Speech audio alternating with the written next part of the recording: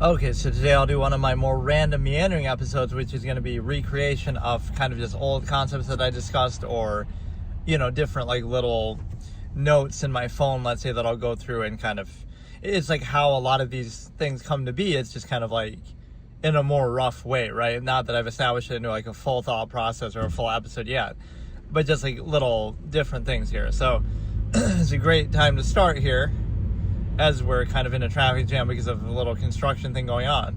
So always, give us something exciting to look at, something different than the same route that I keep doing over and over. But yeah, let's just go through a couple random concepts here. And I guess what I should encourage in these sessions, because you do sometimes get those people in from the algorithm and stuff, it's just like I don't have a consistent enough community yet, which is understandable, especially because this is my third channel too. It's not like it's my main thing. But where like people could view or participate, it's kind of a good use of streaming that way. It's like, they can suggest a topic or they can debate me actively, right? That becomes more interesting the more people there are. Or like they could almost call in. Some people have a feature like that. That one chick with the banana phone I always see when I'm scrolling through, or the other dude. There's this one dude who really thinks he's me, who's like always discussing religion and God, the existence of God, and he's streaming that, and it's like, I don't know. It's like the same sort of arguments, I would have said in the past, or anybody else would have said, but somehow that's what I don't like about sometimes the discourse of these sorts of things, is it's not about the individual, right? I always say that, like I reject cult of personality. That's why I don't do face cam. But that's what it ends up being, a contest of like, oh, who can do a hot take in a couple seconds that sounds cool, but it doesn't really answer or do anything. It's just like, oh, it sounds good, right? But now let's get into what I call the long form postulate. Like, let's get to an actual, something meaningful, an actual conclusion, something actually useful. It's similar to what I say about like entertainment and escapism. It's like, you could be an artist, okay, you make like the world's best-selling book or something, but did it really change the world, or did it really improve anything? It's like, it not only does it not change anything, even if it has some profound ideas and stuff in there, it almost serves as an outlet to not change the world, because it kind of either distracts people and reinforces what the current state is, right? Just keeping them occupied or stimulated, and it kind of gets out their desire that they would otherwise use to try to actually do something of significance and change something. Instead, they're like, oh no, we're just gonna be content by experiencing those ideas in a fictional work and then go back to our normal humdrum lives, right? Like, where do we lose the meaning of, oh no, maybe the point of fiction is to bypass censorship of society and to actually inspire people to do something different and bring about change. But we don't look at it like that in the modern day, especially. Like, oh no, it's just a way to distract you and keep your life going exactly the way it is. But that's not what it was, that wouldn't be the way it originally is meant to, or what it can possibly do, right? That seems like a waste. So it's like, oh yeah, you write a best-selling book, and what does it do? Nothing. Everything stays exactly the same. Everybody just reinforces their current life. It's almost like a slap in the face, right? You could make fun of somebody. Like, a book will tell you all the things that are... Comedy is usually like this, right? Humor is nothing more than cognitive dissonance, I always say. I have that one clip. So, what it means is the fact that...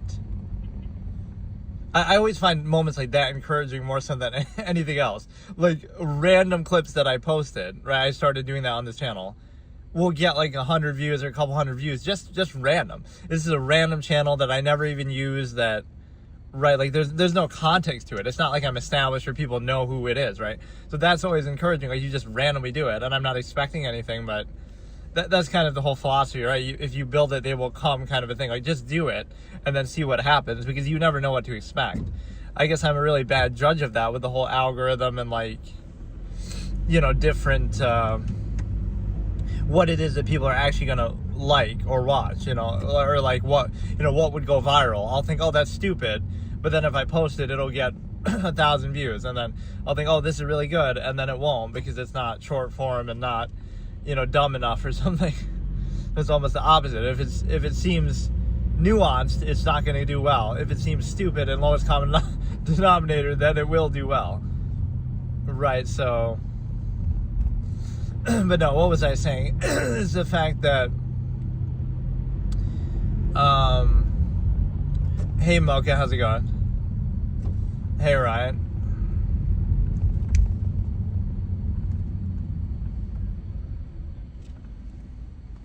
Bro literally timed it for me.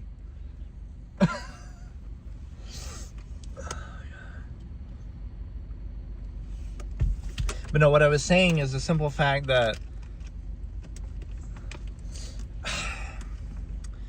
like how humor is nothing more than cognitive dissonance. So what happens with that is the simple fact that what it means is that like entertainment or escapism or even humor is like rubbing it in your face. It's like the fact that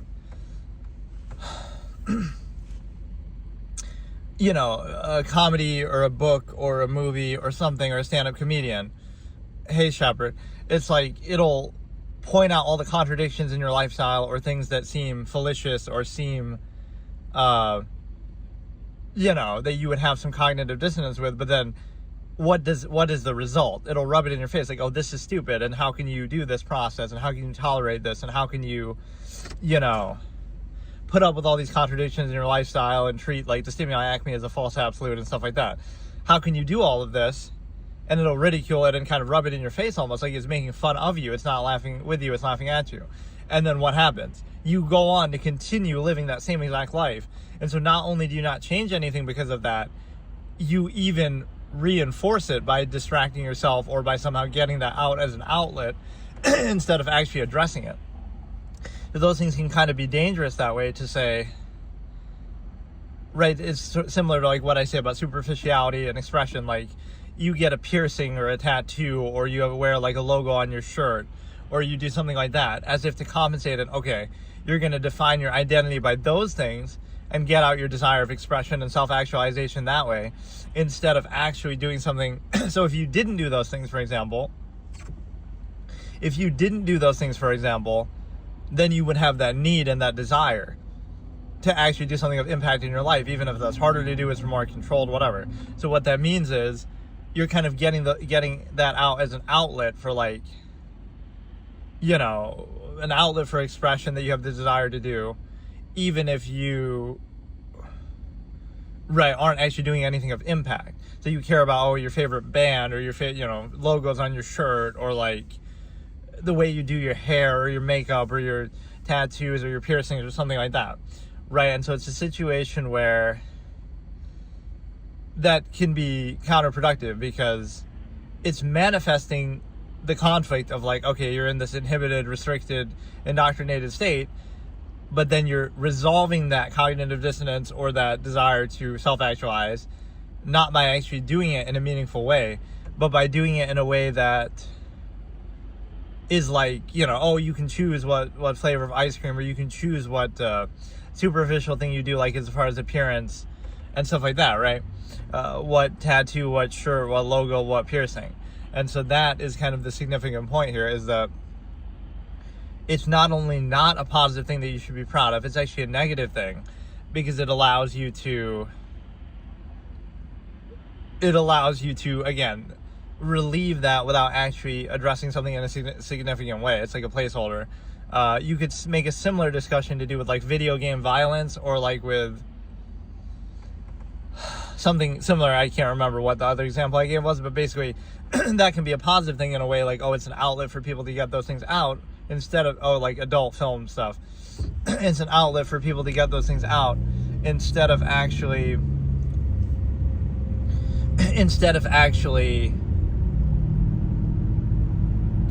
doing them for real. So it's like, if somebody watches adult films in the modern day or similar, explicit things, and that gets out their fantasy, now they can get that fantasy out of their system, or, indulge in it without needing to actually act out and do something in person or be a perv or whatever, right? So it'll give you that release and it'll give you that outlet.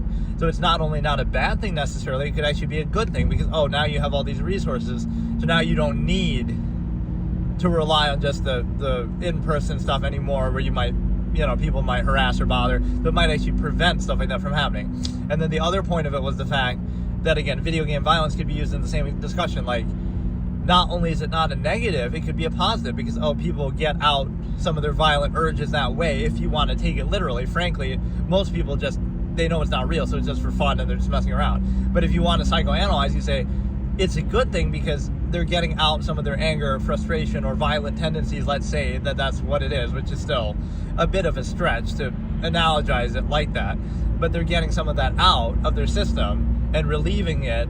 Whereas if they didn't do that, maybe they would do it for real, or maybe they would do something, something more in person. So if it serves as an outlet, that's kind of how you can use the argument against itself. Like, oh, it's just a video game, it's not real. But then you'll say, oh no, but it's still serious and it's psychologically impactful. Well, if it is real and it is psychologically impactful, then it can be used as a therapeutic tool, as sort of like, as a release then, if it is such a big deal, or if it is so real or significant. But no, that was actually a comical moment. I'm glad I started the stream at that position. We go in this line of traffic, right?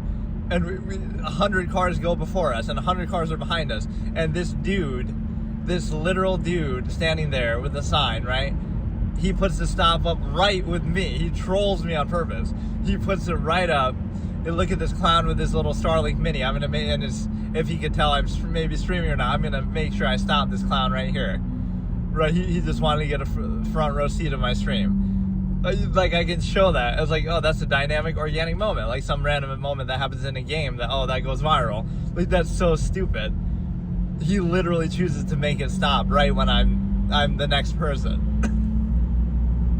That's the kind of thing that could come out of doing this IRL camera, because I'm not sure really what else to do with it. Like, okay, I'll go fucking play Pokemon Go because I can show you like where I'm going. Like, I don't know how I would show the game and this at the same time, but like, this is the kind of shit that people would do. Like, that's what you would need as a pretense to explore. But I forgot what the original topic I was just discussing was, but those points are like, you're using it as an outlet, and that could be sometimes a bad thing, because otherwise you would be inclined to do something significant, but now you're kind of placating it. It's similar to how social contrivance works. So for example, social contrivance is used as a tool to reinforce whatever stays in front of you. So it's like, oh, you should be more positive, or oh, you should be nice to people. But like, let's say you're living in World War II Germany, or oh, you're living in China right now. Maybe you shouldn't be nice. Maybe there's a reason to, not be at peace with what's going on. Maybe you shouldn't be positive, right? Maybe there's something you should change fundamentally about your lifestyle that you're forced to endure, right, in society itself. So, but no, it's always like, oh, you should be positive. But by being positive, you're overcompensating and reinforcing a specific contrivance state that might be flawed, right? That might be, it's overextended. So don't fall for that trap, right? You should be a realist. Don't be positive or negative. Just let reality speak for itself. And then, I'm literally catching reds today, but no, I'll make a clip of that just to test my theory of how, let's see an IRL viral moment. Like, just something random and stupid like that happens. Like, this is honestly why I hate everything about this whole content space. Is like I'll be doing this for years, right? Like, okay, every day I do a session like this, and it'll get whatever small amount of views it gets or something. But what'll happen is, the one clip that'll go viral and it'll get 1 million views, it'll be like, oh, I'm just driving and I happen to witness a car crash. And it's like, I don't want that to happen, and I'm not trying to do that but that's the kind of stuff that people would react to, right? Something crazy like that'll happen, or like, that's the kind of dumb stuff that that people react to, right? Or that kind of has staying power. So it'll be something dumb like that, not my actual content, or not what I'm actually talking about or doing. So that's the sad part, is like, I don't know. I understand like kind of whatever. It's just dumb. So yeah, let me try to go through some of these older concepts or just random stuff.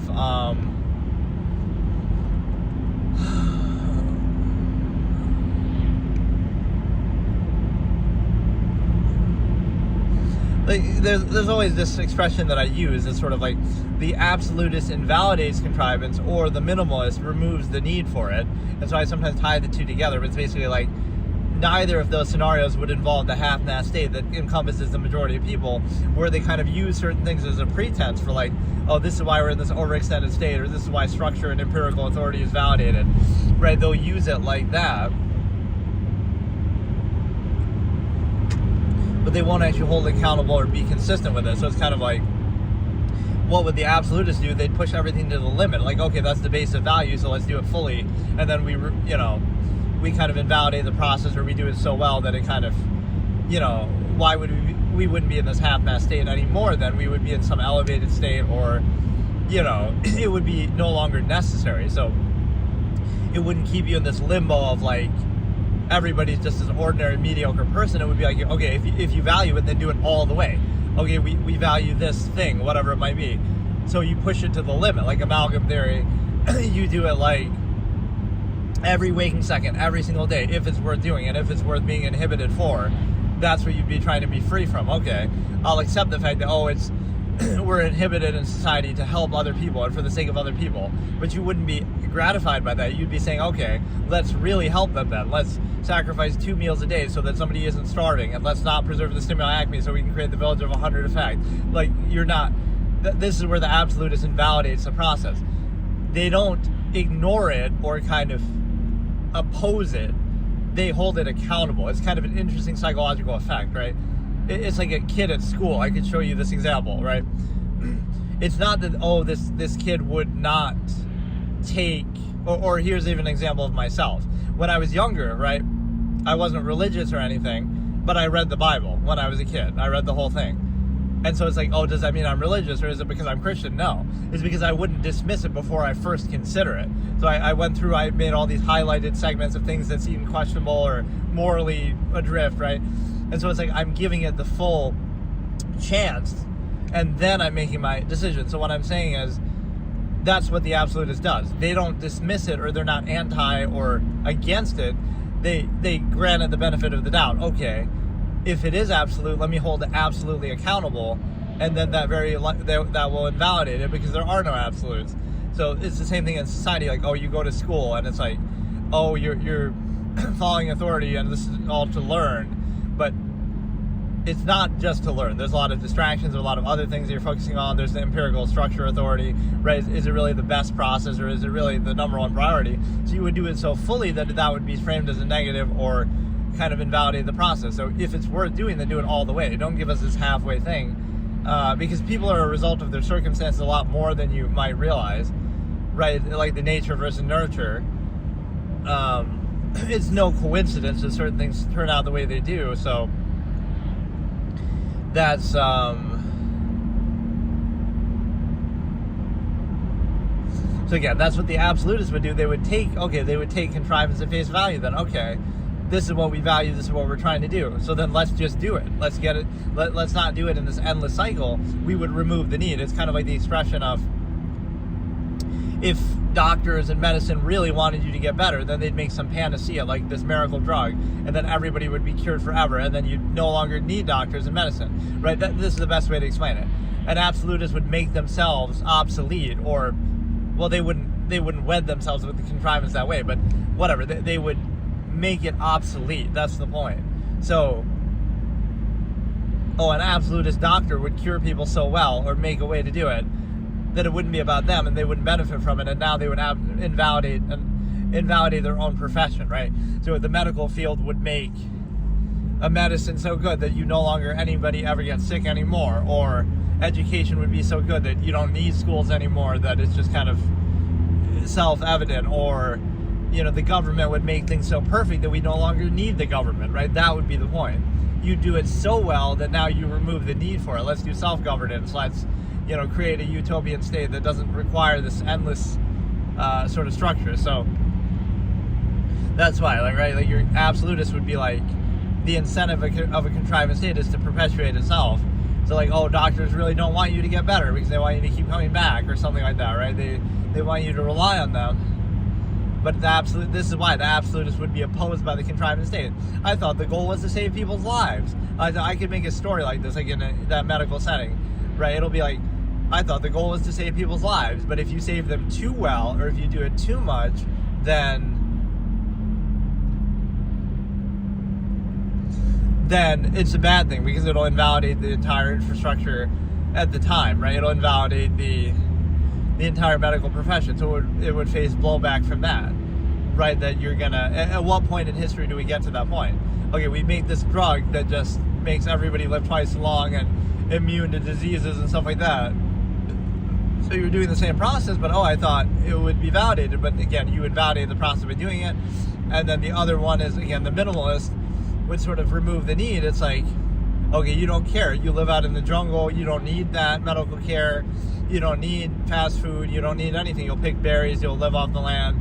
So, like, you remove the need for all contrivance because, sure, your lifespan might be shorter and your health might not be as good as in society, but it doesn't matter, right? Like, you don't require it, so it's no longer, you're free. You're immediately free today if you just go out in the woods and just do that, even though society will try to stop you because they overextend that much. But, like, that's all it is. Like, be a minimalist, and now you're free from contrivance. So you all the things that you say, oh, you have to do this, you have to do that. You only have to do it conditionally based on something that you get out of it or some result.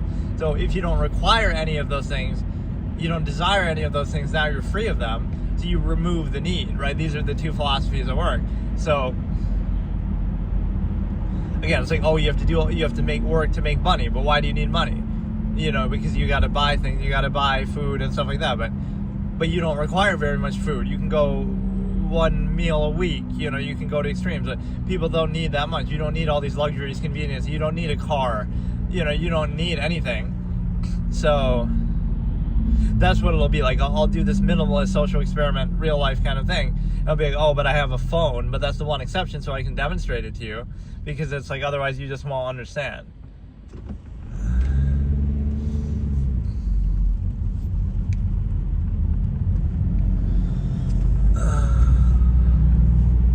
Yeah, those are the two examples there, where you sort of treat everything, everything is zero sum, so you just try to get it over with. You don't take any gratification from it. It's just a zero sum process. You could be at peace anywhere, right, with anything, as long as there's no contrivance there. So, for example, it's like the tolerance fallacy. Again, I use that one character in some of my stories that is like this. Like, he's the most patient person ever, and he could tolerate any amount of pain, and he went 34 days without food and all this kind of thing, right? So it's like he can tolerate anything, but that's why he doesn't want to tolerate it from contrivance and from society. It's like, no, if I can tolerate anything, but then it better be for a good reason, or it better be like, so you don't get gratification from it. Like, oh, look what a good person I am for tolerating this subversive state. No, you shouldn't have to do it, or it should be held accountable. So it's like,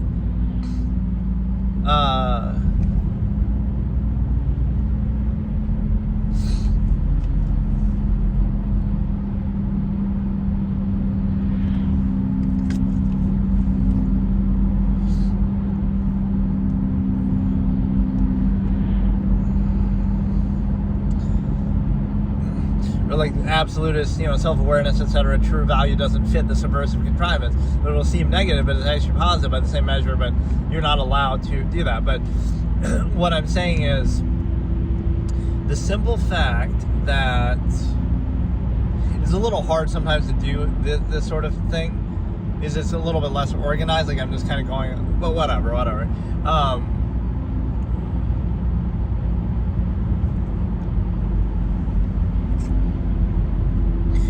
Everything is a zero-sum process. And so what I was saying with that is the fact that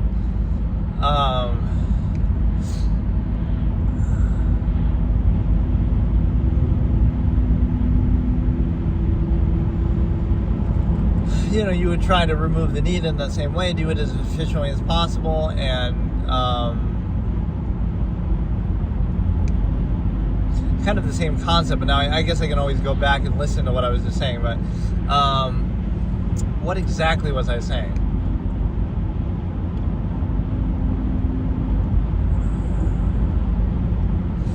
If you can't value it fully, you're not free to do that.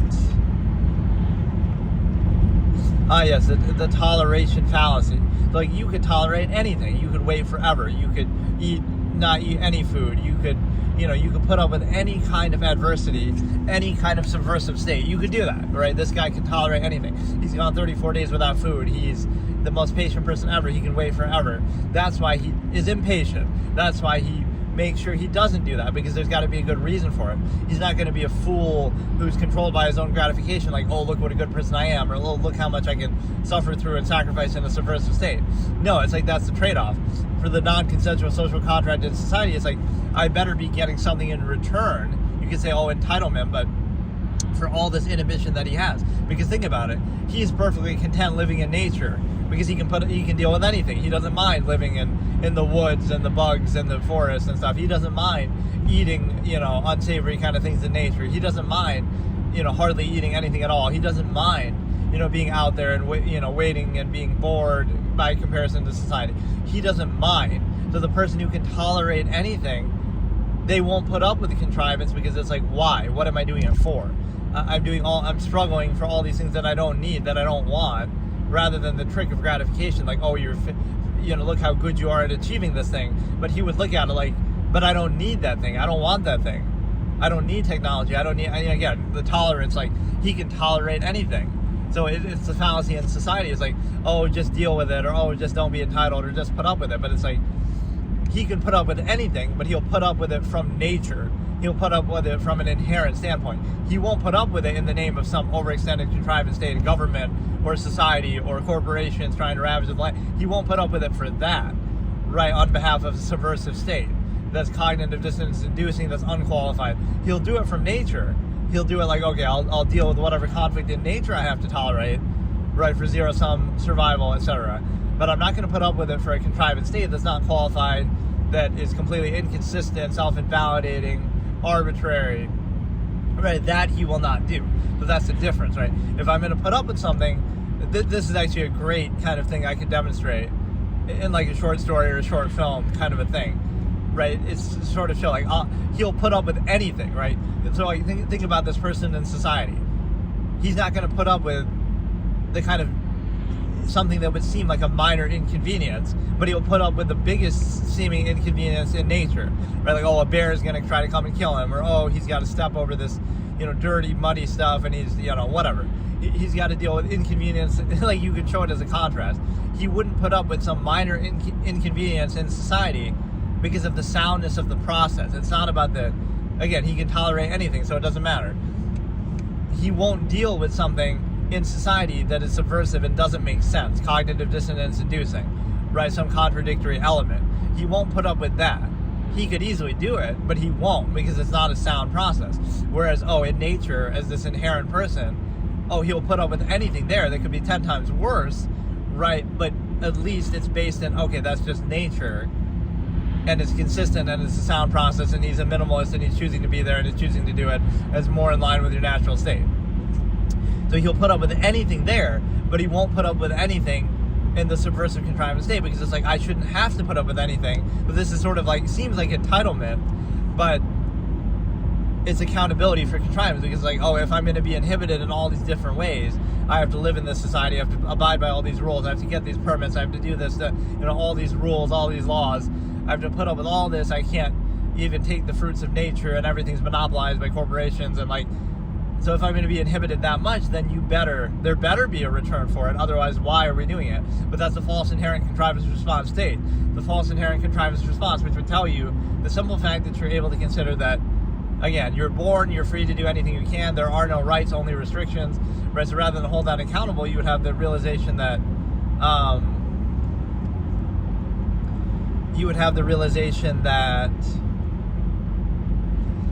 you would have to qualify the contrivance state, but it's treated as the opposite. Like, you have to justify what you do or what your freedoms are, not that you would have to justify being restricted in any way from your inherent free natural state. So it's kind of turned on itself. So again, you get this false inherent contrivance response, like, oh, it's God, it's absolute, it's meant to be, or that morality is inherent or objective or absolute, even though it's not. So what does that mean? It means that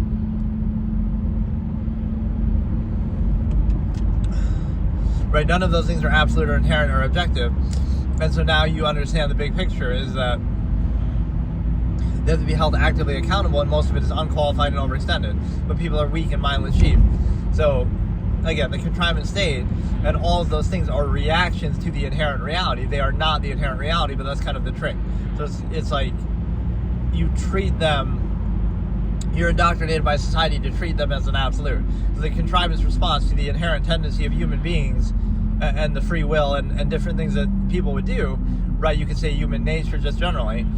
The contrivance response to that nature is laws and social stigma and stuff like that. And why? Because there's a lot of things that people would naturally do inherently that we don't want them to do. So we condemn it, and we have laws to prevent it. That doesn't mean that's a bad thing or you shouldn't do it. It means that it's not inherent, right? It's not absolute that like, oh, those things are bad. It's clearly a response to the fact that those things would naturally be happening, like that people would naturally do them. Right, that's why we condemn them in the first place. But that would be the more normie perception, I guess you could say, is just, no, it's inherently objectively wrong. But if it was, then people wouldn't do it in the first place. It's a subjective reaction to the inherent reality. But we treat that reaction to the inherent reality as the reality. Right, that's the difference. It's like you're thinking that what you want to be true is true, instead of realizing, oh, it's a reaction to what's true, so you try to make it into being. And you see it's kind of like a glass shatters moment. It's not absolute, it's not objective, it's not inherent, right? It's artificial, it's a construct, it's humans arbitrarily doing things. Now you might not take it seriously or constantly hold it accountable, but maybe you should do that. But instead of being blind to the same larger process, right, you'd rather be unaware instead of aware of the same thing. And if you were aware, now you wouldn't be at peace with it, but it's like a cognitive dissonance trap. Like, oh, we want to not be made aware of it and we want to be fooled by it, but it's the same exact thing. So you'll condemn the person who makes you aware of it, shoot the messenger, shoot the observer, right? So it's the same exact thing underneath. So either you're okay with it or you're not. But what it means is that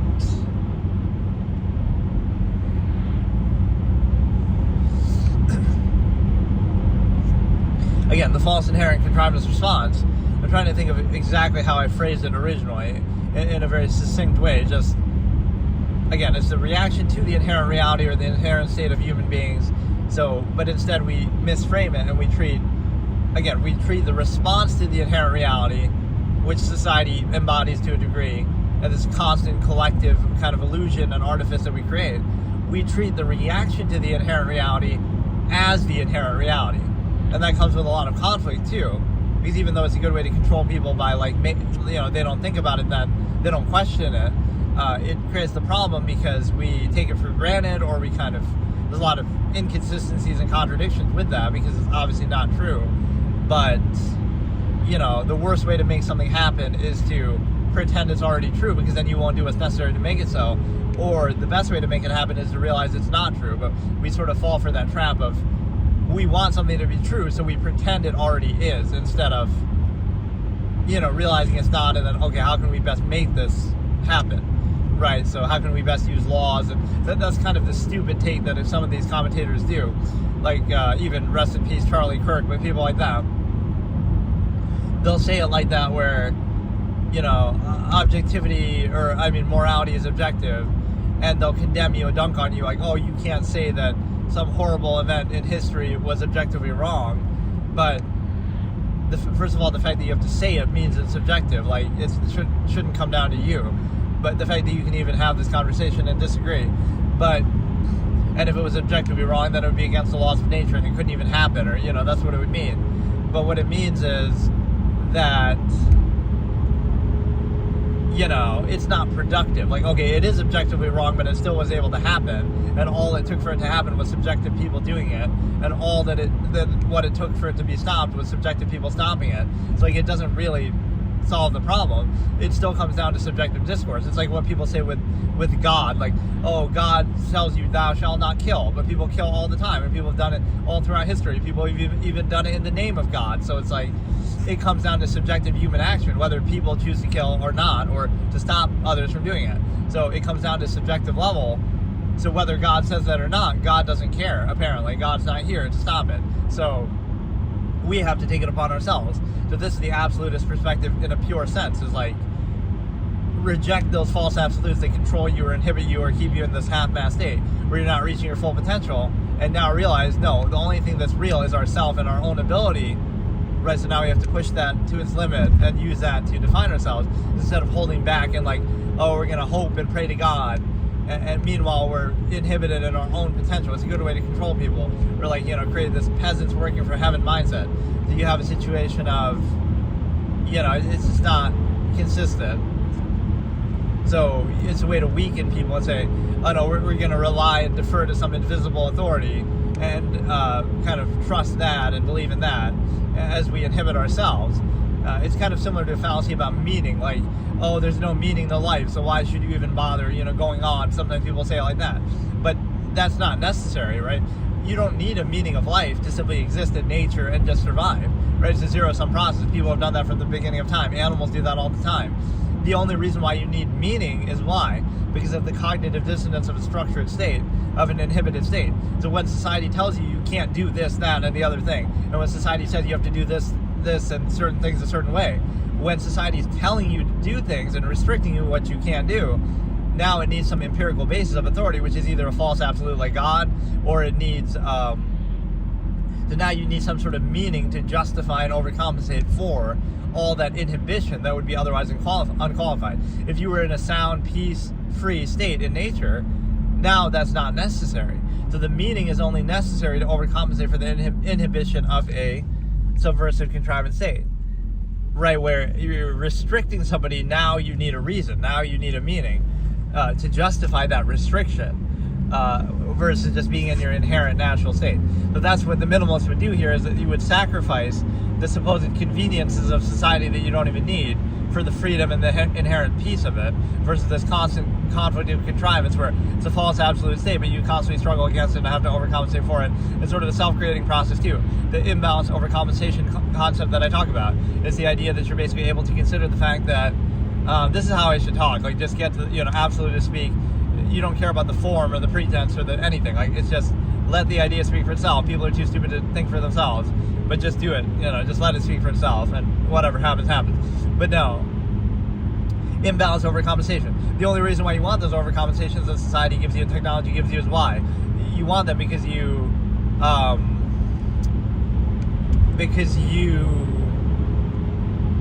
are inhibited by society. So what do? It's a trade-off. Like, the only reason why you require going to the bar and drinking and alcohol and stuff like that is because of the extreme imbalance where, you're inhibited at work and you're kind of, inhibited from your natural state. So it's like society will, on one hand, inhibit you to extreme degrees, and now you want to act out and overcompensate to extreme degrees. So you only desire those things because they're an overcompensation for the imbalance and the inhibition. So you go from one extreme to the other, both of which are self-created and part of society. So the kind of thing is like, if you remove that imbalance, now you're at peace in nature and free, and like the lazy king effect that I was talking about. Like, everybody's a king in a village of, if the world was a village of 100, every man is a king. And like, you'll be lazy and you'll have plenty of resource for everybody. Like, that sort of mindset. Now you remove that imbalance. So now you no longer feel the need to overcompensate, or you can do it at any time. It's kind of like the fallacy of permission and tradition. The idea of, you can celebrate on this one day, but not any other time. It's like, even the temporary freedom from contrivance is like granted to you by contrivance. You have the permission to celebrate this day, but not any other day. But the absolutists would reject those type of things, like, you'd be sullen, a little kid sullen at their birthday party, because they realize deep down it's just an overcompensation and a way to control you and reinforce the contrivance state that you're subject to in subversive state. And so what it means is the fact that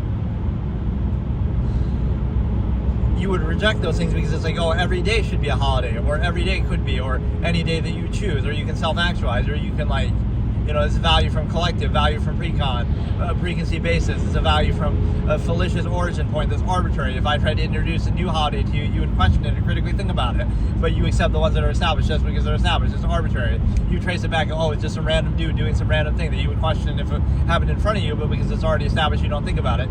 You operate on the initial basis, false absolute, right, preconceived notion. But the point is that you would be like, I could do what I want any day. You don't need permission. You don't have to do it as tradition, right? You would do it whenever you want freely. You would be free of it. And so you would be like,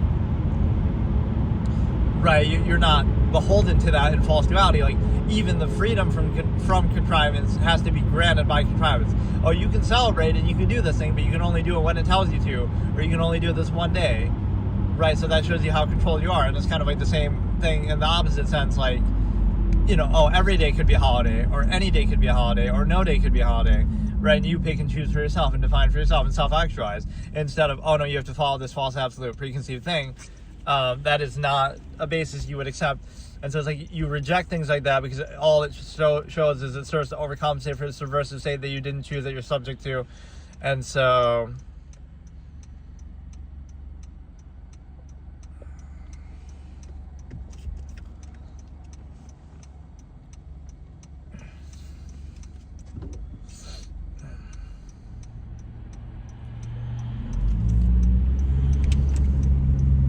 that was kind of an interesting session, though. I kind of maxed out my speaking speed and stuff. You get in like a rhythm with this that I kind of like. It's just like this is something I had to do, right? Like I did this originally, and it was what it was. And when I did it originally, it wasn't ironic. I was doing it seriously, and I'm doing it seriously now too. But there's a certain part of me that feels like I'm doing it ironically, because it's just like, I don't know, when you do it a certain amount, it's like people just don't get it, right? It's really pointless to even do this. Like I say, objectivity isn't useful, or it doesn't make a specific case, or it doesn't, that's sometimes what people might ask. Like, what is the point of what I'm saying? There is no point. Like, you're holding an outward contrivance state accountable, or you're holding some existing, false absolute structure accountable. So you're not making a point. You're not making a case, right? That's like the non-claim of non, I would almost call it, which sounds maybe silly, but it's like you're not making a claim. You're just holding accountable the claims of others and the contrivances that you're subject to on behalf of those claims, right? Whether it be society, whether it be God, religion, you're holding those things accountable and showing that they're arbitrary. So what it simply shows is the unspecified state. It'd be like, oh, so what does that lead to? It doesn't lead to anything. That's the point. Objectivity and reality and truth would not lead to a specific contrivance state like what we have now. It leans on bypassing that accountability, not an answer to it. So you have to indoctrinate people when they're young before they're old enough to think for themselves. So it's an unnatural, contrived state that's not rooted in logic and reason. And so what it does is, that's what it relies on. So it's arbitrary. There's no uniformity. There's no logical thought process that would lead to this exact state that we're in. It's reactionary. It's the opposite. It's like it's forced upon you, and now you have to tolerate it. Right, and the mass of people are trained like animals, and it's like, oh, you're finally old enough to think for yourself after being indoctrinated heavily before you can critically think, and before you're old enough to think for yourself. Now you can, and you choose any of the many things you can do as a human being, the human variable, and now they say, oh, you're rebellious, and you're this and that. Like, you're defined by not. Anytime you're defined by not doing something rather than doing it, that shows you're in a controlled state, the closed structure contrivance state. So like, oh, you're defined by not doing something, not by doing it. So that shows you doing it is compulsory and forced, as if it's a natural state, even though it's not a false inherent contrivance response. So what it means is that, you're in a position to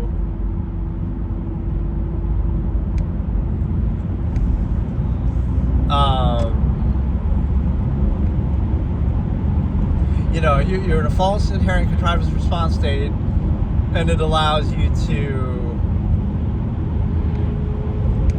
Man, it got dark pretty quick on this trip. It went from basically daylight to this. But yeah, it's a false inherent contrivance response, and it's just like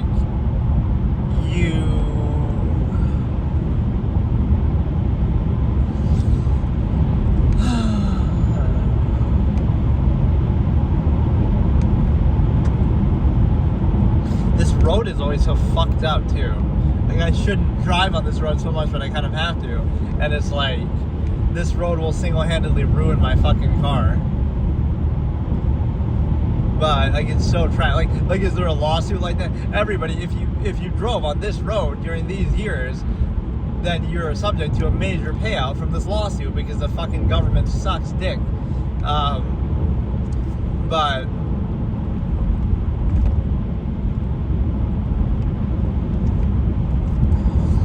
I don't know, what was I saying? The contrivance response state that you allow to,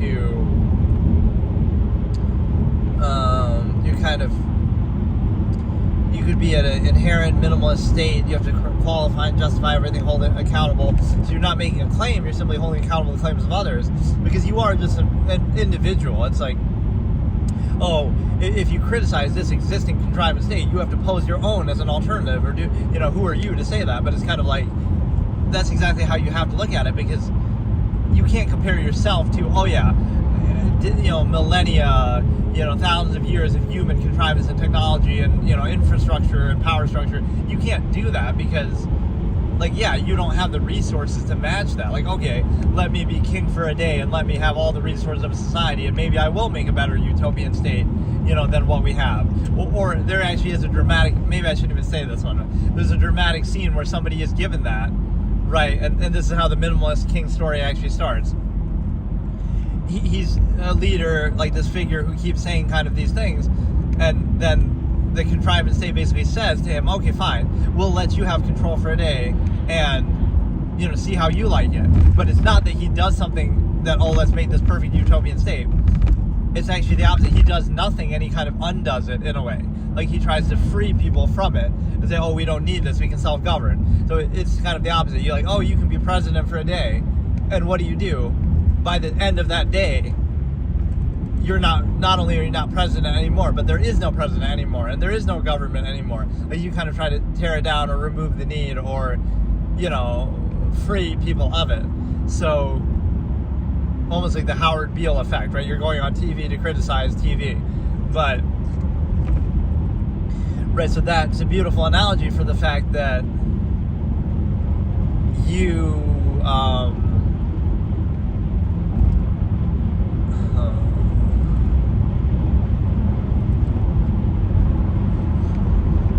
but you can just feel the bouncing, and again, maybe my car is not in the greatest shape even, but it's just, come on.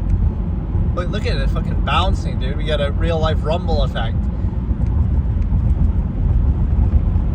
Right, we got a rumble feature on, even though we're not playing a fucking game. But it's a situation, maybe somewhat people wouldn't like this view how far it is on the right side, but I kind of like it. It makes you feel in role play sense, almost like you're a passenger in the car. You're sitting in the passenger seat, and that's kind of what your view would be like, at least if you're looking straight ahead.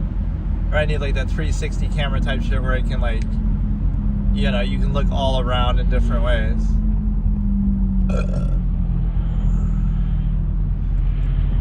This would be the base position, but then you can kind of rotate it.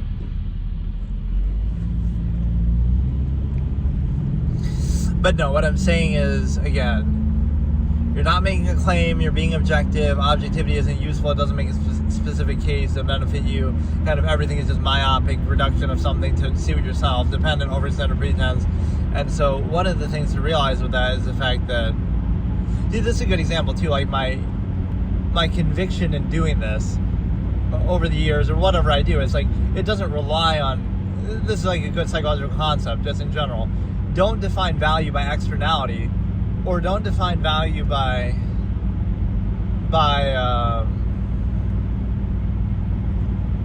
other people and what they think in that sort of preconceived basis, because then everything starts at zero. It's you've never heard of something, therefore it's not valuable. But at the beginning, nobody would have heard of it, so somebody has to take a chance on it, right? Define value inherently by a standard or by something else, right? Not by people's reaction to it. It's you could have 1 million viewers, but that doesn't make something valuable. And it kind of insists upon itself. Now people see it has 1 million viewers, so now they'll automatically be drawn to it just for that reason alone. It's kind of self-fulfilling fallacy. But on the flip side, you have the fact that, again, if you define value inherently, this has value if you're doing something, then you just do it, and then whatever happens, happens. It should be intrinsic. It shouldn't be reliant, you're relying on externality, other people for value or validation. And the other point is the fact that, again, everything is sort of selectively, myopically framed for a certain benefit. And again, the non-claim of non-aspect is actually the term that I use, but it's kind of, it sounds weird, but I could explain it later. But basically my point is that you're not making a claim, you're simply holding accountable the claims and contrivances that already exist because they're outward. So the conclusion might just be a neutral state where, okay, again, you live in nature, you live out in the woods, you do as little as possible because you're not making a claim, you're not loaded with some preconceived notion that you would then have to justify, especially if you're forcing it on other people, which is why the unqualified empirical basis and authority of society is completely, unsound, because you can't assume somebody's intent. how do you know even what somebody wants? But you kind of try to manufacture and create that. Like, you don't need a lot of what you have, what you struggle to get in society and whatever. You might think, oh, convenience and reaction relief process, but you can't say that, right? Like, again, you could be content. You're going to live in the jungle. You're going to live in the woods. You're going to, you could do that, and you would say, how can they tell you you can't do that? But again, so objectivity and it doesn't make like a specific case is the point. So you might think, oh, you'd invalidate everything then. You'd invalidate every religion, every government, every contrivance state, every social structure. But you would invalidate them specifically, right? You could make an argument, okay, this is useful in this way, and a false absolute default state that you just accept. But you couldn't make a specific case for one of them as oh shit. What the fuck? Exclusionary to everything else. You would say, right, we're like, oh, this is the right one and everything else is wrong and this is absolute and this should be forced on other people. Then you would have to hold it fully accountable and there'd be all these contradictions. So you might think, oh, it's like you have to be perfect. It has to be perfect, otherwise you wouldn't do it. But it's not about so much perfect. It's about the fact of, just it would assume that state of being absolute or perfect such that it can be forced on other people, even assuming their intent, and even indoctrinating them from birth, right, without their consent. You would need a strong empirical basis, so you better hold it accountable. And you might say, oh, you were created by that process, but so what? It's like, you didn't choose to be, so why, you don't owe anything back to it. It's like, oh, you're even living in that process now, but it's like you're being forced to. It's like, what would you do without it? Well, what you would do without it if it didn't exist, not this other fallacy that people use, like, what would you do without it as it exists and it inhibits and monopolizes every aspect of nature and life and overextends. No, what would you do without it if it didn't exist? You'd be perfectly fine. You would have nature, you could do anything you want, you could even, ravage in a way from other people, but it's kind of like, so what would you do without this protection or the benefit of society? But you would be so free. Imagine all the things you could do that you can't do now. So you defer to it, you're inhibited by it. So it's not a one-way benefit. It's like, oh, you defer to it and you sacrifice a lot to be a part of it. So that's the concession that you get from it.